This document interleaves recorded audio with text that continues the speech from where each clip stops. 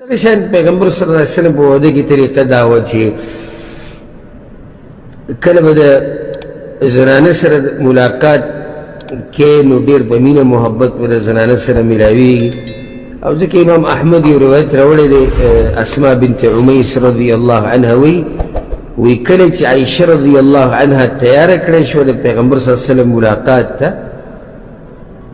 نو وی زه په هغه زنانو کې وم چې عایشه رضی الله عنها یې تیاره کړه او دې نه دا راووته چې دا یو طریقه ده چې په دغه ورځ ناوي ځان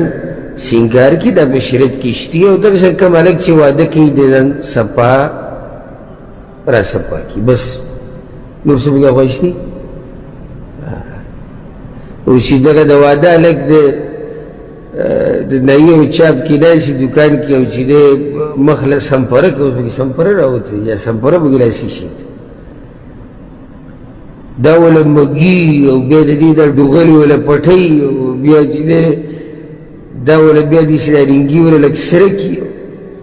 شي چې نصیب د جنۍ سره به میلاو شي سهار له چې مخ ووینځي هغه ډوغلې به ولې هر څه بیا راښکاره شي ته ځان ښایسته که په څه باندې په دې ږیره باندې دا ګیره نه په دې مخ باندې سړی به سم ښایسته کړي د سړي ښایست د واده دپاره ښه ښکلی ولامبه عطر ولګوه ښه مزېدار ښه قیمتي ښه مزېدارې کپړې ځان له جوړې کړه او ډېر غوره رنګ پکې سپین دی او دا ګیره ښکلې منګز کړه ویښته برابر کړه بس دغې ته ښایسته سړی وي نور به دا خواصې نشته که نور خواصې شته نن سبا چې هلکانو کې مې قیسې جوړې کړي دا نشته بگیره خرایا دا خو شریعت خلاف دی او یا کپړې د شریعت خلاف جوړو دا خو ګناه ده نو الله دې دې حالتونه موږ ساتي الغرض اسما وایي چې زم دغه زنانو کې وم نو موږ عایشه رضی الله عنها پیغمبر صلی الله علیه وسلم پسې بوتله نو وایي چې د پیغمبر صلی الله علیه وسلم سره یو لوښی پروت د پۍ او پۍ کې پۍ پراته د دې بعضو دا مطلب دی چې د مینه محبت او د داسې قسمه ښایسته خبرې دا به موږ د انګریزانو نه او د فلمونو نه اورو دې پسې به لازم یا د انډیا فلم ګوري او یو پسې د پښتنو د ډمانو ډرامې ګوري نه ته راشه د پیغمبر صلی الله علیه وسلم ژوند ته وګوره د مینه محبت د اخلاقو نه د درونو خویي نه د سړیتوب نه ډک ژوند دی دلته مینه محبت شتي سره د سړیتوبه سره د حیا سره د عزته نو پیغمبر صلی الله علیه وسلم څه چلو کو دا اوس ناوي جنۍ ده نو پیغمبر صلی الله علیه وسلم دا لوښی راواغېستو پای کې پۍ نو اول یې ترې پخپله وڅښو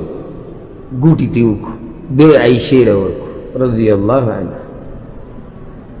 وي دا ته وایي دا د مینې محبت اظهاري نو هغه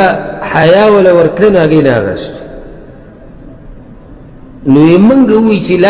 لا تردي ید رسول الله صلی الله علیه وسلم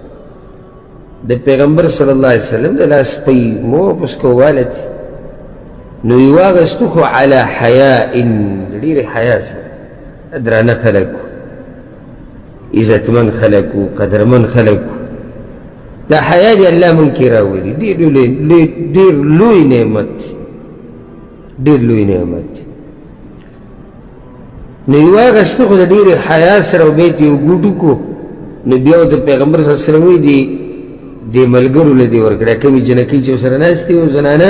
دوی له یې ورکړه وایي موږ ورته وایي زموږ ورته زړه نه کېږي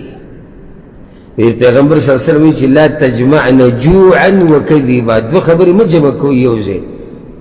یو خو وږي شوي یئ ما ته پته ده دویم ورسره دروغ هم جمع کړو نو لوږه هم جمع کړه ورسره څه دي دروغ هم ووایي دا خبره مې دې لپاره وکړه چې د پیغمبر صلی الله علیه وسلم طریقه دا واده کې چې زنانه سره ملاقات وشي په ښایسته طریقې سره دغه شان د زنانه په سر باندې لاس یې ښوده په اوله کې اللهم اني اسألک خیرها وخیر ما جبلتها علیها واعوذ بك من شرها ومن شر ما جبلتها عليها یا الله زه تا نه خیر غواړم کوم خیر چې دې کې پروت دی یا الله ما ساته د هغه شر نه کوم چې په دې زنانه کې پروت دی دا ښایسته دعاګانې دي بلکې بعضو سلفو دا مستحب ګرځولي دي چې 2 رکعته لمونځ به کوي